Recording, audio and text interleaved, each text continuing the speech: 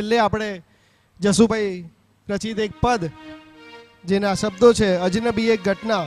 આમ તો આપણને હું કોણ છું નો જે ભેદ પાડી આપ્યો એ જ એક અજબ ગજબની ઘટના છે. એ ઘટના વિશે જસુભાઈ સાહેબે ખૂબ સરસ પદ લખ્યું છે. જયમીનભાઈ આપણને ગવડાવશે, આપણે ઝીલીશું અજનબી એક ઘટના.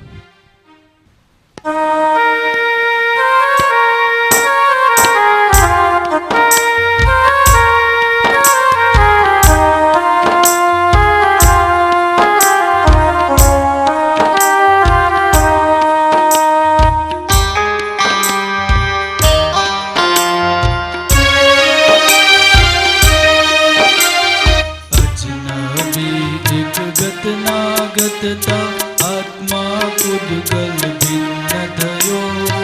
અજનબી એક ઘટના ઘટતા આત્મા પૂદગલ ભિન્ન થયો. હું ને મારો ભેગો હતો તે છૂટું થતા ઘટસ્ફોટ થયો. હું ને મારું ભેગું હતું તે છૂટું થતા ઘટસ્ફોટ થયો.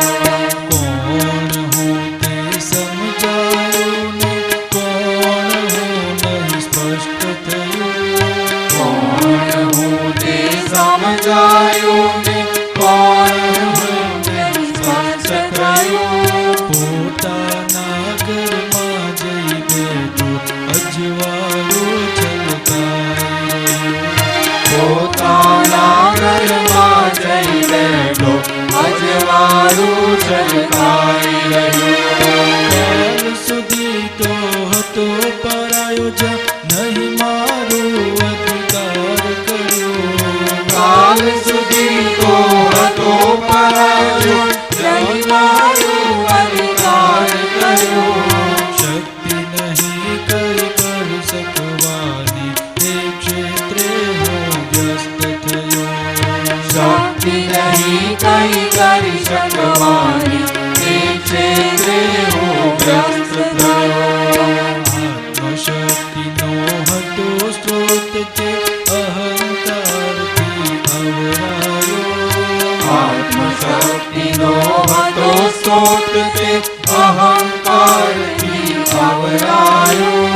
ગર્વ અને મમતાના વેશે ઠેર ઠેર હું નાચી રહ્યો.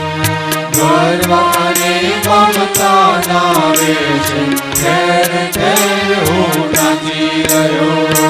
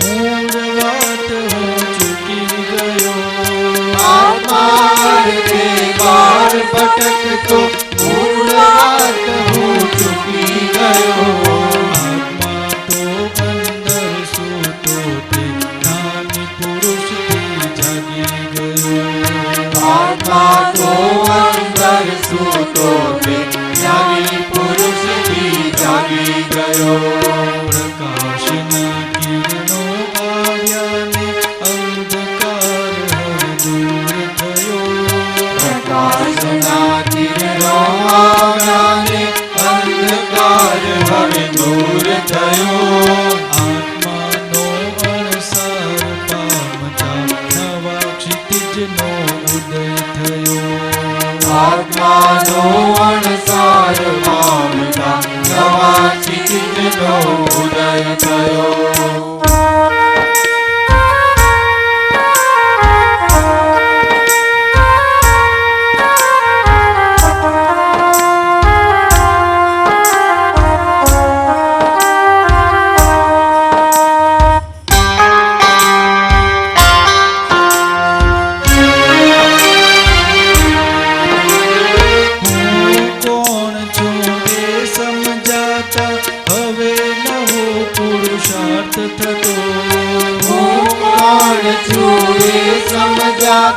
હવે નવો પુરુષાર્થ થતો.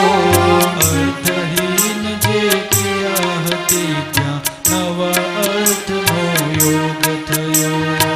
અર્થહીન જે ક્રિયા હતી ત્યાં નવા અર્થનો યોગ થયો. આજ સુધી લૌકિકમાં રમ્યો હવે અલૌકિક અર્થ મળ્યો. આજ સુધી લૌકિકમાં રમ્યો હવે અલૌકિક અર્થ મળ્યો. જ્ઞાની પુરુષથી મર્મ મળ્યો ને પરમ અર્થમાં સરી ગયો. જ્ઞાની પુરુષથી મર્મ મળ્યો ને પરમ અર્થમાં સરી ગયો. સાધન સર્વે બનતા મૂળ સાધ્યનો લક્ષ્ય થયો. સાધન સર્વે સમ્યક બનતા મૂળ સાધ્યનો લક્ષ્ય થયો. દેહધારી પરમાત્મા મળ્યો ત્યાં જ હવે હું ખરી ગયો. દેહધારી પરમાત્મા મળ્યો ત્યાં જ હવે હું થઈ ગયો. કરવાનું હવે રહ્યું કશું નહીં સમજણ માત્ર ઉપાય રહ્યો. કરવાનું હવે રહ્યું કશું નહીં સમજણ માત્ર ઉપાય રહ્યો. જ્યાં સમજો ત્યાં સમાઈ જાતો મૌન વિશે હવે રમી રહ્યો. જ્યાં સમજો ત્યાં સમાઈ જાતો મૌન વિશે હવે રમી રહ્યો. પરોક્ષનો ઉપકાર અર્યો ને મૂળ માર્ગ હવે મળી ગયો. પરોક્ષનો ઉપકાર કર્યો ને મૂળ માર્ગ હવે મળી ગયો. પ્રગટ જ્ઞાની ત્યાં મળી ગયો ને મૂળ માર્ગમાં વધી રહ્યો. પ્રગટ જ્ઞાની ત્યાં મળી ગયો ને મૂળ માર્ગમાં વધી રહ્યો.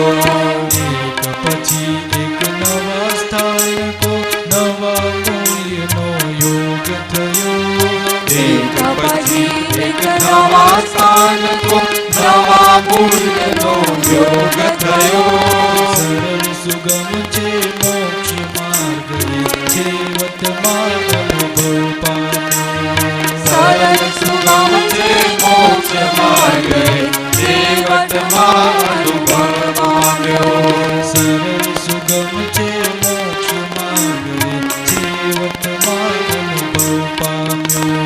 સરળ સુગમ છે મોક્ષ માર્ગ જીવનમાં અનુભવ પામ્યો. જય સચ્ચિદાનંદ. જય સચ્ચિદાનંદ. ખૂબ જ સુંદર પદ, જેમાં અજ્ઞાનથી જ્ઞાન, અહંકારથી નિર્મળતા અને સાંસારિક અર્થથી પરમ અર્થ તરફની આ યાત્રાને જસુભાઈ સાહેબે એક અજનબી ઘટના તરીકે ખૂબ યથાર્થ રીતે આલેખી છે. અને આપણો આ કાર્યક્રમ એઝ પર શિડ્યુલ આપણે અહીંયા પૂરો કરીએ છીએ. રમેશભાઈ સાહેબે આપણા જે કેમેરામેન છે એમને લિંક મૂકી હતી, એમાં 7 વાગ્યા સુધીનો સમય લખ્યો હતો. આમ તો આપણે 6:30 પૂરું કરવાનું હતું, પણ હવે રમેશભાઈએ 7 વાગે લખ્યું હતું એટલે આપણે 7 વગાડવા પડ્યા અને 7 વાગ્યા. હવે આપણે ભોજન પ્રસાદી માટે જઈશું એ પહેલાં એક સૂચના ખાલી સાંભળી લઈએ. શાર્પ 8 વાગે આપણે મહાઆરતી શરૂ થશે.